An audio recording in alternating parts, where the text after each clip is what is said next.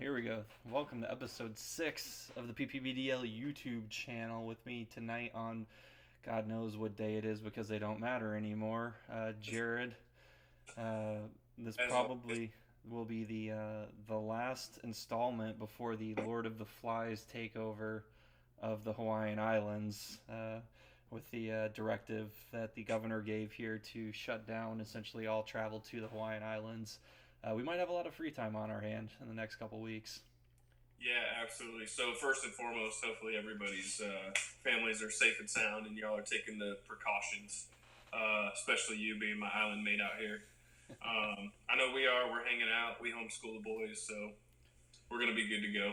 Yeah, we've pretty much, a couple weeks ago had decided like, yeah, spring break's kind of around the corner. After that, they're probably not going back to school anyways. So Yeah. we'll just hunker down at home until this whole thing kind of dissolves. Hopefully in the next couple weeks or months.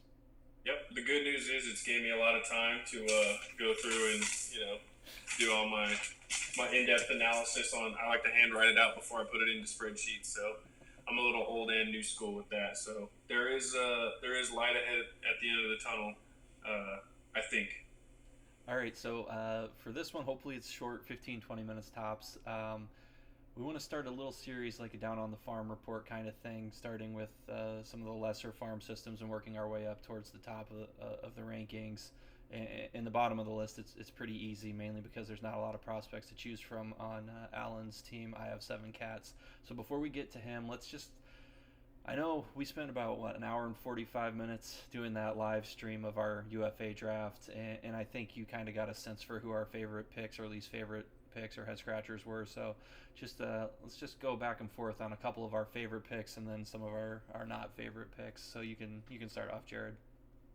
Okay, so top three. I'm actually a big fan of pick number 18 overall, Edwin Encarnacion to Big Mac for $19. Um, Man, he's going to get a lot of production. E5 is probably going to get pitched around a little bit, so his OBP might go up. So I thought that was an absolutely great pick, and for the value as well.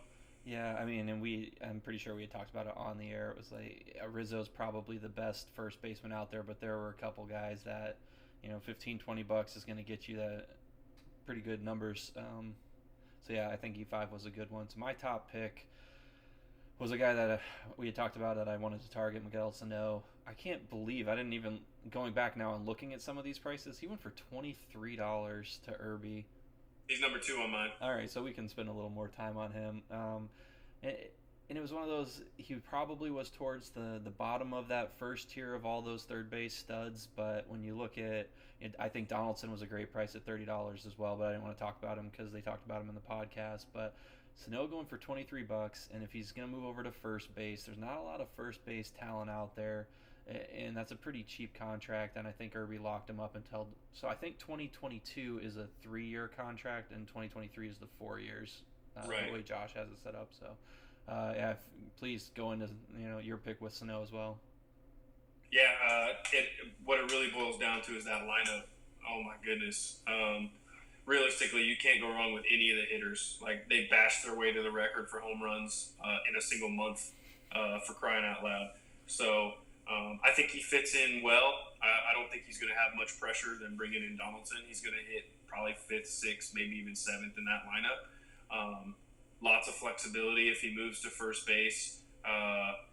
You'll have multi-position eligibility for at least 1 year, and then you got your young stud locked up for relatively cheap. Looking at this $23, that's just over the next 3 years with the salary cap increase, it's going to be pretty good value for the position. Yeah, and I think it was Irby's team that was brought up during the podcast that he was not happy with how his draft went, and Correct. I don't know a lot of picks in this draft that could probably pull quite a haul. I think if whenever the midpoint of the season, or whenever we really start to see who's going to be the playoff contenders, like I think he can get an absolute gem for Sano, for someone that needs him if he's healthy, and with the shortened season is probably going to benefit him and all the guys that are more injury risk. But yeah, I think that's my favorite pick of the whole draft, actually. So That's pretty nice. I don't disagree. I mean, $23. It's I don't want to say chump change because it's not chump change, but it's not bad. I mean, I can see why he mentioned that he didn't enjoy his draft. I mean, I think Nick Anderson was a nice target, but I don't think I'd have locked him up for $16, especially knowing what Tampa Bay does. Is he going to open randomly? Do you only get maybe one or two holds a week and maybe a save because he's opening him and Ryan Stanek? So I don't know. That was a little head scratcher for me, but yeah, the in the whole holds relief pitcher thing, it's just one of those. He's a stud and he's going to get you great ratios and probably give you 100 Ks. But I think if you're just looking for the holds, you can definitely find it out there. But yeah, that one didn't surprise me. I thought Nick Anderson was going to be the top closer to go off the board, and I think Colomé and Diaz might have, or yeah, they went for a couple more bucks than him. But so you had to know with your number two pick, so I'll give you my number two, and I had said it during the draft. Brian Anderson for $1. I had a bunch of guys that I thought were pretty good deals for $1, and some of them might just be, and Anderson might be one of them where we see him on the waiver wire in a couple weeks after the season starts because he's kind of just stuck there in purgatory until they can either get him on a new team. But that dude, I think he's a stud, and if he can get traded, I think he's really gonna, $1. I think Dodger Blue put him on a 1-year contract. So I mean, we'll see what happens this year. But I like that pick a lot. yeah, it seems that everybody that leaves Miami just blows up. I mean, Yelich, Stanton was a stud before that, but No, yeah, I mean, even Derek Dietrich last year when he went to the Reds, he was bashing for the first 2 or 3 months of the season. Kind of fell off after that, but you'd have to assume that Brian Anderson, who led him with 30-plus bombs last year, is going to at least do the same thing, if not better, this year. Yeah, and I think they were screwing with the field dimensions as well. I don't know how much it's going to affect him, but yeah, that was one of my favorite picks. So going to your third, if you got any more. Yeah, so my third pick is actually a homer pick. I can't believe I got Franmil Reyes for $19, especially seeing some of these other, not really, excuse me, Freudian slip. Seeing some of these other outfielders go for like 30 plus, I was like, what? You let me get 40 plus bombs for that cheap? Yep. All right. So everyone talked about your best pick. Everyone's favorite pick was that. I just want to scroll down and see. I know I've got some dead money, and I'm assuming I have some dead money from Franmil Reyes. You have him for 3 years at $2. And I was on him when he was in San Diego, but it's just the outfield jam that they had, and eventually got resolved. But yep. Fun fact for you guys: I think I had Franmil Reyes first, and then I dropped him eventually, and I think you picked him up, and then I think you dropped him, and I think Hammy picked him up, and then he either dropped him or whatever, and then yeah, it's been a vicious cycle, but he looks like he's here to stay after getting to Cleveland. Yep. I'm happy that a lot of my dead money will fall off, but he's with me for a couple more years still. yeah, because I think you matched him in RFA or something like that for a 3-year deal, and then yep, I dropped him right away. So my number 3 pick, I love Rich Hill. I can't quit him. I mean, I don't know if he's even going to pitch at all this year, depending on he's like 48 years old, or he's like 40, but yeah. I mean, he's got such a good feel-good story too, like with his family and what he went through with losing his kid and all that stuff. So he's one it's difficult to root for, even though I hate the Dodgers. He's a good dude that you root for him as a person. Yep, and I mean it's a $1 contract. Carter locked him. He's got him on for I think a 2-year deal. So it's not. It's one of those he can drop him if he just can't recover, if he's just going to stay injured. But give me one sec. Yeah, so Rich Hill's on Minnesota now too. That was the other thing. So if he can get healthy enough and maybe he comes back whenever we start play this year, I think that's a pretty good deal. You got any more? Not for top 3. I've got top picks, I should say. I've got some bottoms. Okay, so I have one left, and like I said, I mean, a lot of my picks are the $1 guys that if they hit, amazing, you got a cheap stud. But I have had Freddie Peralta on my watch list for I think 4 consecutive Excel sheet seasons. I think I've heard you talk about him. And the dude, the last 2 years, he had an 11 and a 12 K per nine the last 2 seasons. I mean, his ERA has been like 4.5 and 5 something, but like Josh has got him on what, a 2 year contract, and yeah, and depending on what happens with Milwaukee this year, like I kind of liked him because if they threw him in the bullpen, that's great. He's got that SP eligibility. And yeah, I just can't quit the K per nine on him. If he can just figure it out and get some of some better ratios going, I think that's a steal. Yeah, yeah, right-handed Matthew Boyd, elite rates. All right, that let's switch over to our least favorite. I'll let you start. Oof. All right, I mean, this is probably going to be on everybody's least favorite. I don't necessarily understand it. I kind of get it, but it's Luis Arraez for $21, or Arraez, however you say his name. Reyes, yes, and they hit it on the pod. Everyone's on it. The only thing I mean, when did the bidding stop? Did it actually get up to 21? Yeah. Was it back and forth with Beast and Hammy? Yeah, I'm looking at the draft results right now, and it is $21. Yeah. I love Minnesota's lineup. I don't get it. Ellie, come here. You need this. Sorry. Yeah. Nope. He's on my list. He was my number 2. I don't need this. Okay. Yep. This is charged, and I can do the Wi-Fi. All right. Anyway, that I have to put it through the charger. I don't have that voice. Okay. My daughter's using my $300 Bose noise canceling headphones to watch God knows what. Yeah, I mean that's good. It's probably like Ben and Holly's Wonderful Kingdom or something like that. No, she's on some. I don't think it's Fortnite or one of those, whatever the block building one is. Minecraft? Yeah, I think that's it. Oh, my kids are all about it. Let's all start right. a Minecraft league. So Arias was on mine as well. My top pick, and I kind of went back and forth on this. I thought it was a great steal, but I don't know if I'm on that Sevy pick now. It's a 4 year contract, so yeah, he's a year and a half, maybe 2 years is out of the picture. But for $15, and for most of that, he's going to be able to hide him on the DL. It's just one of those. How long is it going to take for him to really come back and give you $15 worth of value? And it's a good play. In the video I said I was going to bid on him, but I think it went a little bit too high. And Carter had the cap space, and you'll see this as my theme with Carter's team. He was able to get his guy, but now he's just got to kind of play the long game with his pitching. Yeah.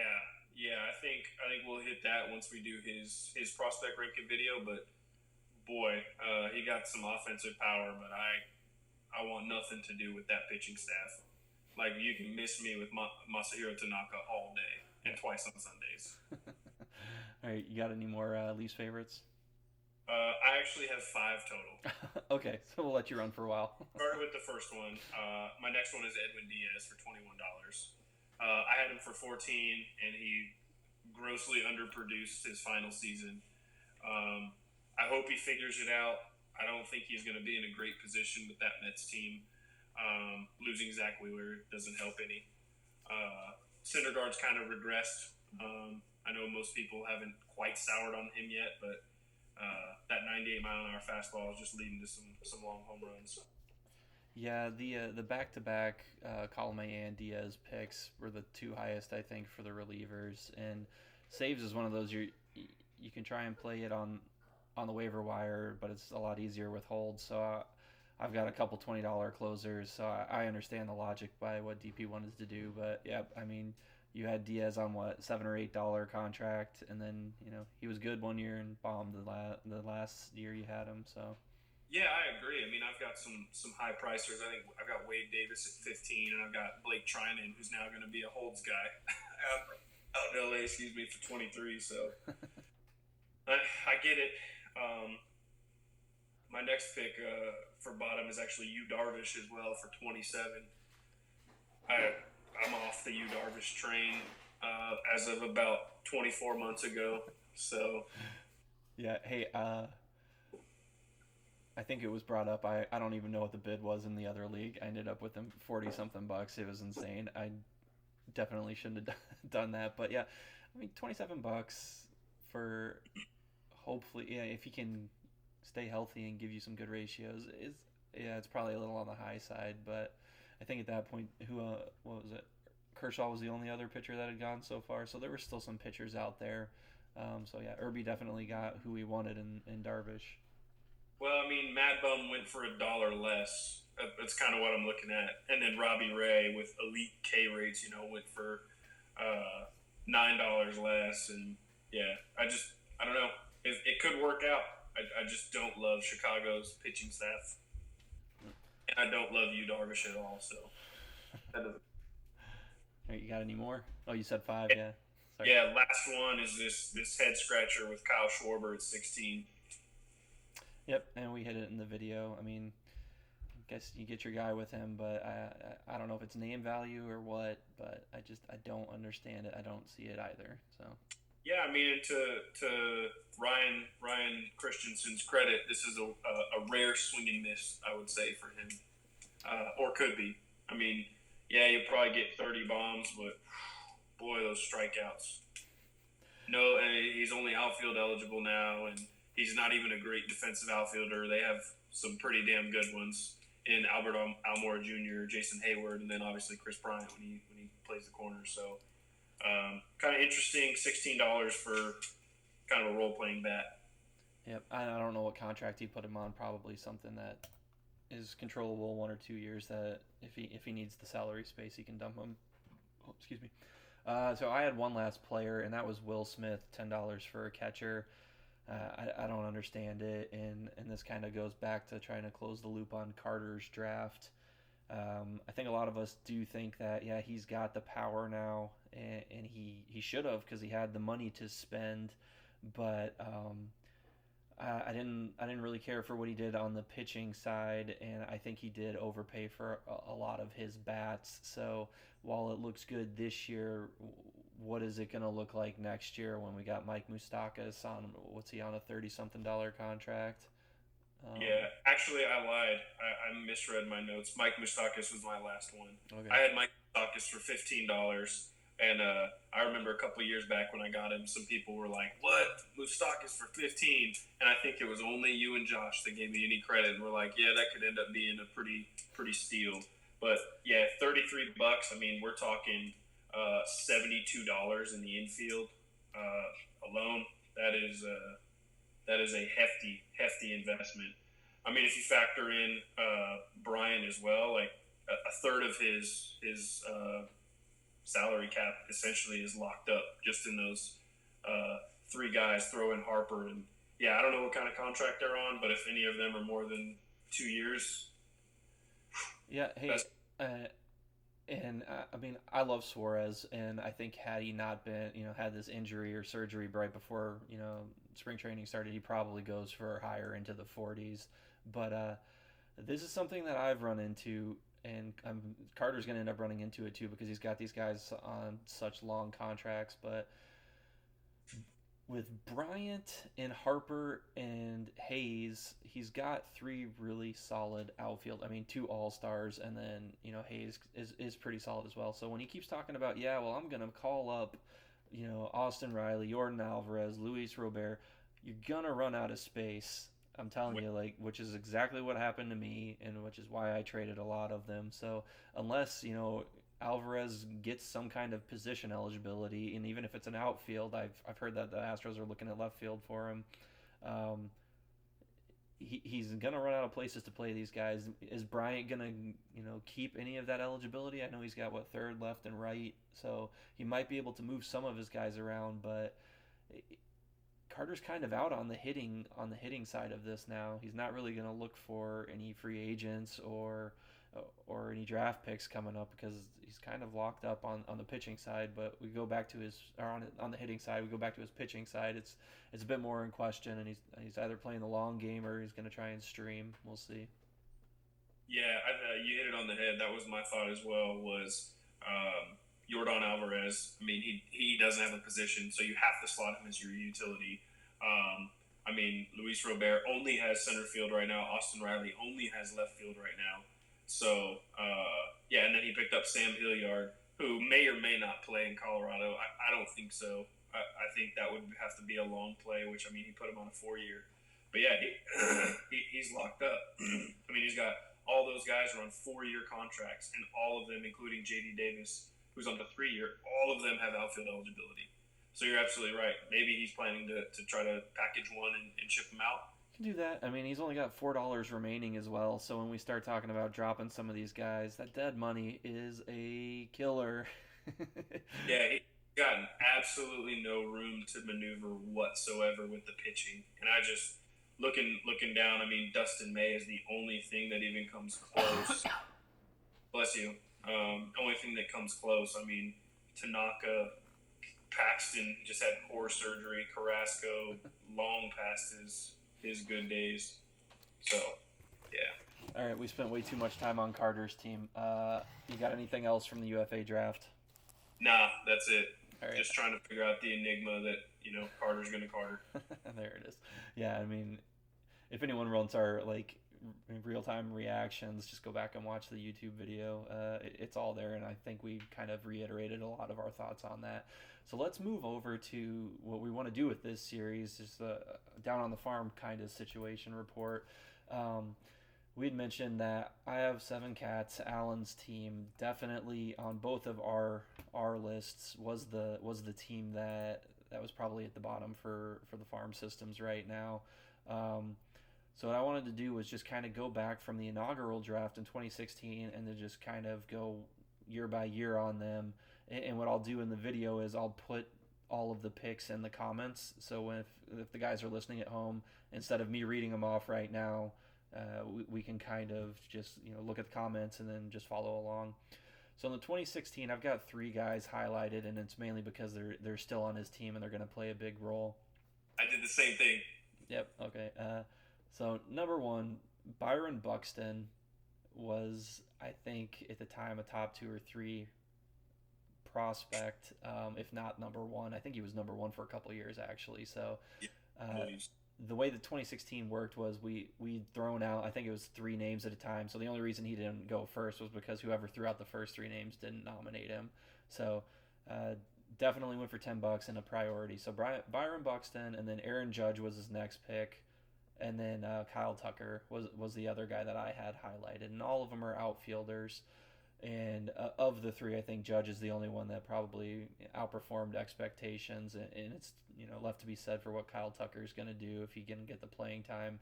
He could be a monster. But Buxton, with the injuries and just underperforming, and then just a random 2 or 3 weeks of superstardom, he's just one of those guys you can't quit. So. Yeah, he's a difficult one. So I had those, and then I also highlighted because he's kept them on his minor league roster with AJ Reed, Brent Honeywell, and JB Bukakis. Bukakis, however you say that very Polish sounding last name. I pronounce it Bukakis. Yeah. Oh, actually Tyler Beatty too. I like Tyler Beatty. So it's just one of those. Man, this is a rough farm system right now. Yeah, so going back to the 2016 draft, I had kind of explained it in the first episode of the YouTube channel. What was your process and logic for using the priority? Because we could all cap out at $10 for the bid, and then it was just a random priority. So what was your process with that? So I used my priority on Trey Turner, if I remember correctly. Yeah. And my thought was I need to build around a double-digit power, double-digit steal type of guy. And just looking at it, and the more like you and I had talked at work about it, I was like, Bay Turner, that's my man.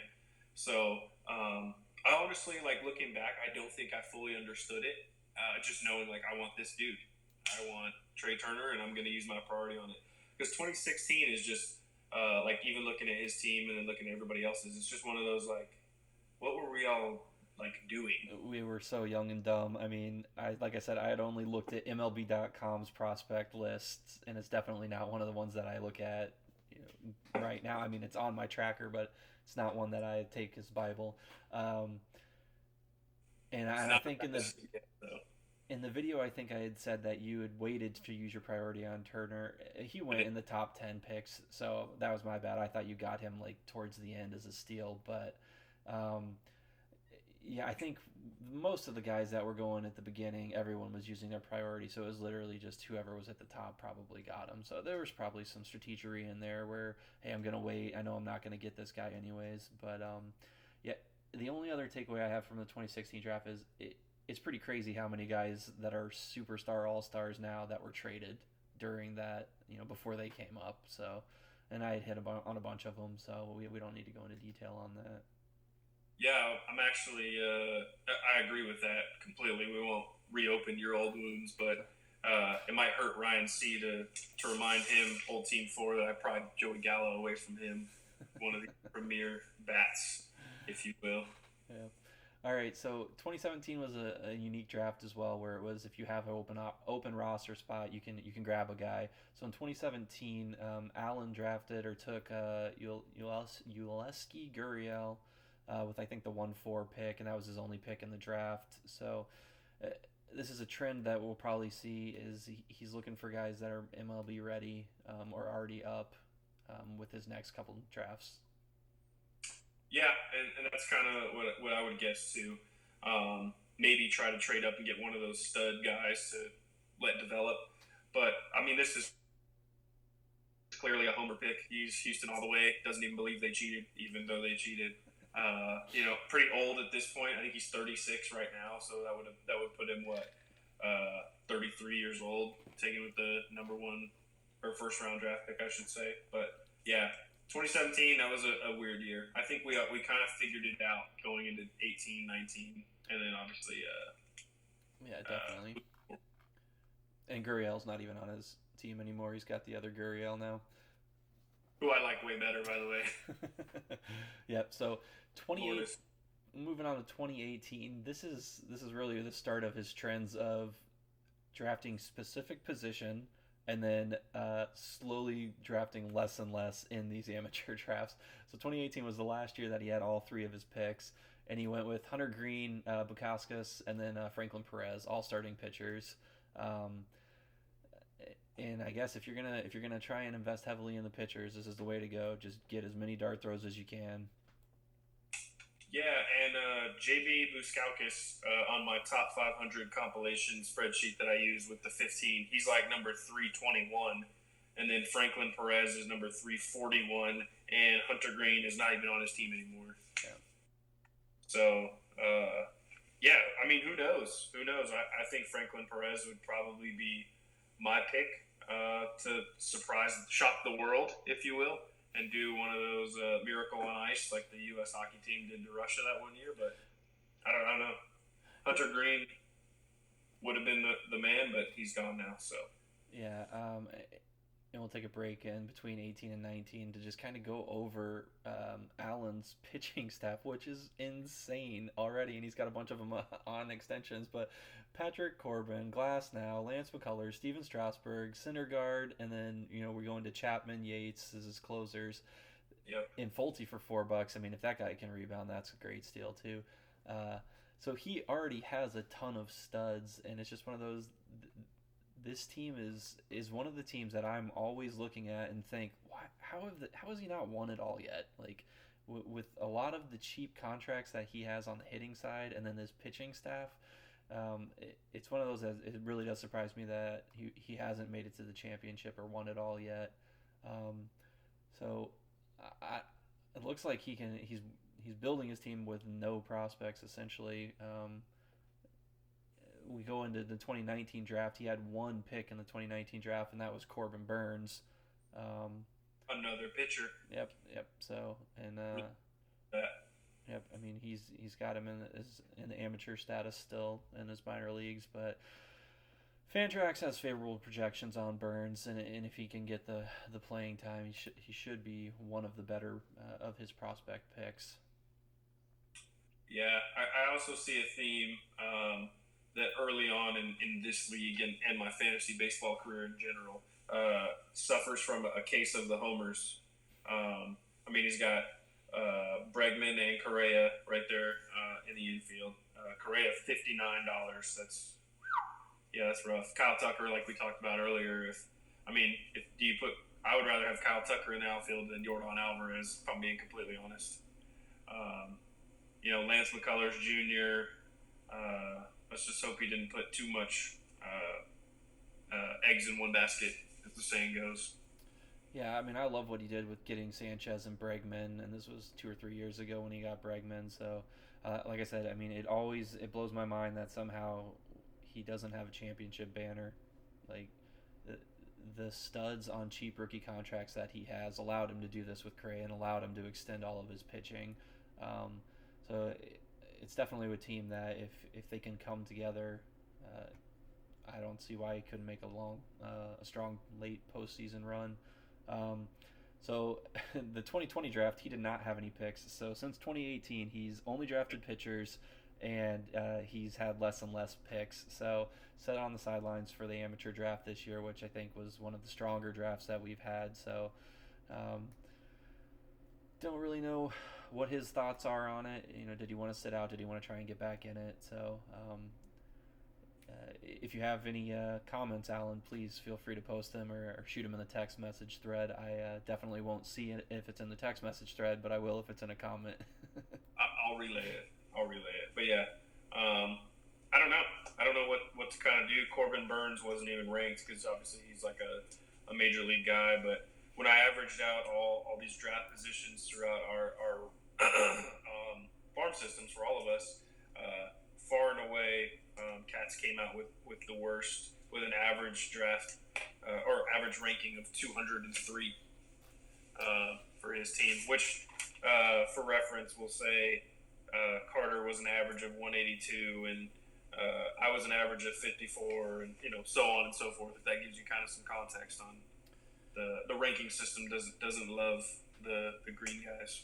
Yeah, so the way I've done the last couple of years for the farm system rankings is I take all the site averages, and then I'm only looking at the top 100 players, and then it's essentially, hey, if you're a top 10 prospect, you're worth 10 points, and then top 20, you're worth 9, and so on and so forth. So yep, I definitely had 7 Cats at the bottom because he only had one top 100 prospect, and we can go into detail on him, and that's Sean Murphy, who's a catcher. So I don't really know what he's going to do with him because he's got Gary Sanchez. So I guess as soon as Sanchez gets hurt or gets put on the DL, then he can move Sean Murphy into the starting rotation. But he's only got one top 100 prospect. Yeah, and like even just looking at this scout thing on Sean Murphy, known more for his defensive chops than his offensive game.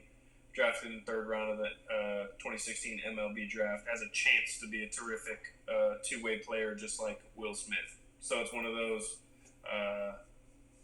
high ceiling type of guys, but where's his floor at?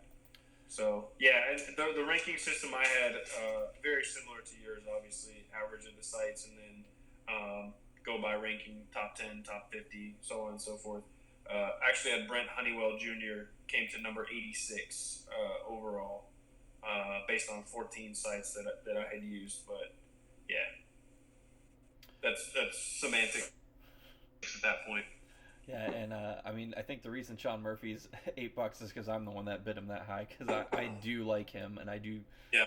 I wish I could have got him, but yeah, with Sanchez there, and definitely wouldn't move Sanchez, but yeah, it's an interesting one because I don't know really what you're going to do with Sean Murphy. Maybe trade him or try and play the start game where hey Sanchez is out for the day or they're got a day off. But yeah, I don't really see the value or how he's going to get as much value from Sean Murphy this year. And it'll be interesting to see what he does with Kyle Tucker. Is he gonna call him up? Is Judge going to end up getting surgery, or is he going to just kind of rest and hopefully get better, or is he going to even need to call Kyle Tucker up this year? True, and this could be one where he may try to do what Carter did with you last year and package up one of those, we'll say a Strasburg and a Syndergaard, try and restock his farm system that way. Not a bad idea. I mean, if he were to take some of these guys, I'm sure if Patrick Corbin, Strasburg or Syndergaard were all put on the block, I'd be sending him a text message asking him what he's looking for, draft picks or prospects or what. So he has a lot of trade capital. And then I know I saw it on your spreadsheet as well, but going into next year, he only has the 1, the 3, and then 3 from bias team commish. So who knows? Maybe he's going to try to restock, get Yeah, himself. which is more picks than he's had the last 2 years. So it'll be interesting to see if he trades them away or if he's going to actually keep them. Once again, going back to the trade capital, maybe he just doesn't care about the amateur draft and he's comfortable moving them and getting a piece back. But yeah, I definitely think Corbin and Syndergaard, sitting at 17 and $26 is definitely something everyone's looking to try and acquire. Yeah, yeah, no doubt. And then I mean, if he does come through and just wipe you out in the hitting categories, you do have that elite K rate in Corbin, and then sub 3.5 ERA for Syndergaard. And Strasburg's gonna deal. We know that. That's another 200 plus K. So he's got some pieces that he could win a month, or I mean, could win you a week, maybe even would carry him through a month. But I'd be looking for Cats to try to sell one or two of those pitchers at the deadline. Yeah, so I don't have anything else to say other than this is supposed to be a farm report, and with Allen's team not having a lot of prospects, we really didn't have a lot to talk about other than a couple of his top 100, 125 guys. So in future episodes, we'll definitely go a lot deeper on the prospect side. But I think we've done a good job, kind of telling the league what we think of Seven Cats team going forward, at least. So. Yeah, I think the last comment I'll make on his team, and I don't want this to be a bashing comment, but I see 3 candidates for the Rule 5 draft, unless he brings up Tucker. If he brings up Tucker, then I see 2 candidates for the Rule 5 draft, and I see 2 guys probably going undrafted, forgetting that A.J. Reed was also a Houston Astro before he went to Chicago. Yeah, there's no way Kyle Tucker's going to see the Rule 5 draft, but kind of goes back to where is he going to play him.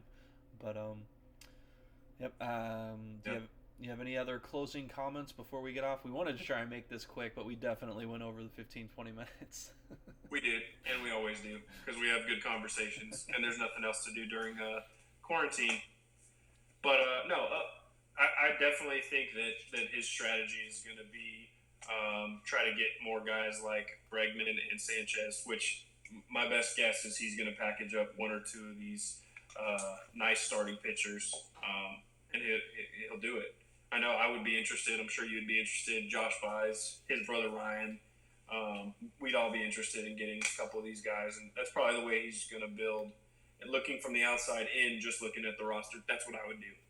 If somebody gave me this roster and said, "Here, take this over," that's probably the first thing I would do. Hold out until maybe a week before the trade deadline, and then start fielding offers. Yep, I mean, and who knows what happens with Buxton, really. He could go 30-30, or he could play like 12 games because he ran into the center field wall. Yeah, Buxton, for me, I had tried to acquire him from Seven Cats probably about 2, maybe even 3 years ago now. And he was just, relentless. Nope, not moving him. And it was just one of those now. I look at him as kind of just another guy, realistically. Not a huge OBP guy, not a huge slugging guy. Double-digit home runs, double-digit steals, if he's healthy.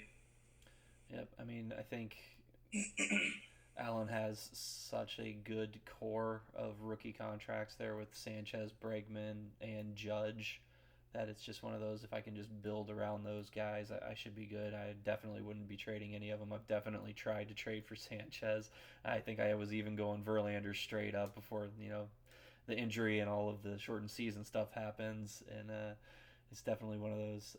He's got a good young core, if it's not even with the prospects, and Tucker comes up, maybe he's got another stud there. But I'm definitely looking forward to seeing what he does with these 3 draft picks, if he's going to keep them or if he's going to trade them. Yep. Yeah. If history is any indicator, I guess he's going to try to move at least one of those 3rd-round picks, maybe even the 1st. Yeah. Who knows? All right, so we don't have anything else on the fantasy or prospect farm system side. What are you guys doing in the next couple weeks or in this week? Are you guys working? Are you staying at home now, or or what's the family up to? Yeah, so family's going to keep plugging along. For those of you that don't know, the state of Hawaii, just like many others, has banned public gatherings, and that includes all parks and beaches. So that sucks. So Yep. you can go to the beach, you just have to get straight in the water. You can't just loiter on the beach. So Which very is impossible with multiple young children. impossible. Yeah, so we're just gonna hunker down. I am working. I put my section on basically one of us will be there at all times type of thing. So I'm working 2 days next week, and that's it. So basically, the mission will continue. We're still going to execute, but everybody that's not actively engaged is going to be off, trying to limit exposure to each other and human contact. Yep, same with us. I mean, for the most part, we're just kind of sitting at home, going into the garage, running up and down the street a little, playing with a couple of the neighbor kids. But other than that, I live next to, I think, 3 or 4 neighbors that work at Tripler, which is the biggest hospital on Hawaii. So definitely concerned that if they're exposed, we're exposed. But yep, we're just kind of hunkering down, just waiting for this whole thing to pass over. Well, yeah, that's great news. And if it makes you feel better, my neighbor is a NCOIC, a guy that's in charge of the Desmond Doss Clinic up on Schofield. And so he was giving me some inside baseball about when everything's going to close and who's quarantined and who's not. So, all right, so that was the doom and gloom portion of the video. The last thing, and I know it's been kind of talked about in our chat, the MLB The Show sim that we're trying to figure out. My thought process was I would like to just do either a fantasy draft or just manually put everyone's specific team onto a made up team essentially, and then just kind of sim it with only our teams. So it would just be a league of 12, and then we would just kind of sim that way instead of just, all right, I'll sim a week, I'll look for each specific player in whatever team they're on, and then try and tally it up. So we're still trying to work out how to get all of those players on specific, just made up or on one team alone. So yeah, and I don't really know how to do it. I've kind of played with it. I don't know if you do like the fantasy draft type thing. I don't know if you go into like how you do in franchise where you do forced trades where you could like force trade LeMahieu from the Yankees over to somebody else's team. I don't know necessarily how to do it, but I hope we figure it out because I think that would be a blast. Yeah, I think it's almost essentially you're gonna have to create your own league, and it's definitely something that if I get the ability to work from home, I should be able to have more time to to work on that and to build it out, and then I'll try and just like either capture the video so it's actually playing in our YouTube video as well, so we can see some of the results come out. But it's definitely something that we're working on. It's just it's a bit of a process, so hopefully we get it within the next week or two. Yeah, that'd be an absolute blast, and I mean it'd give us some odd bragging rights, but some bragging rights nonetheless. Yeah, I wonder if any trades would come out of this. Like, oh man, so and so really killed it in the show. I thought the same thing because you could use that as a bartering chip. Be like, bruh, remember I fucking hit a home run off Kershaw with Mitch Haniger. Take him off my hand. What's up? All right, Jared. I don't have anything else for you, and I definitely know we kept each other way too long on this. So in the next couple of the farm systems, we'll definitely get deeper into the prospects, and we won't have to talk about the UFA. So we're looking to try and keep them like 15-20 minutes, something more negotiable to watch at home. Totally fine with that. I think my next is probably either Carter, Josh, or DP. Yeah, I mean it doesn't have to go in any specific order. It was just we definitely both saw that Allen's team had the least amount of high-end prospects. So, yeah, we can do anybody's team. I definitely, if we're doing mine or yours, I would like to get a third person to come on just to get a different point of view instead of our own, biased views. So. Oh yeah, that'd be an absolute blast to try to get either Josh or maybe co-commish Ryan. That'd be a blast. Or we could try and get the actual team owner on. That way they can defend themselves. You know what? That's what we try to do. And I think we could probably get I know I have my laptop right here. Nobody can see it, but it's right here. So I have my laptop there, and maybe I could FaceTime or Skype that person. Yeah. All right, man. Appreciate the time. Stay safe, and hopefully this gets over with sooner than later. Yeah, looking like mid-May, from what I understand. Yeah. All right, man. Take care. Cool. Talk to you later, man. See ya. All right, that was Jared with our first Down on the Farm preview. We will get more streamlined and more efficient in the coming sessions, but please leave a comment, or if you would like to join us on any of these upcoming episodes for your team or for any team, we're more than glad to have you. Just the time zone difference is going to be the only issue, but it might not be an issue if we're both working from home. So hope everyone's doing well out there. Looking forward to the next video. See ya.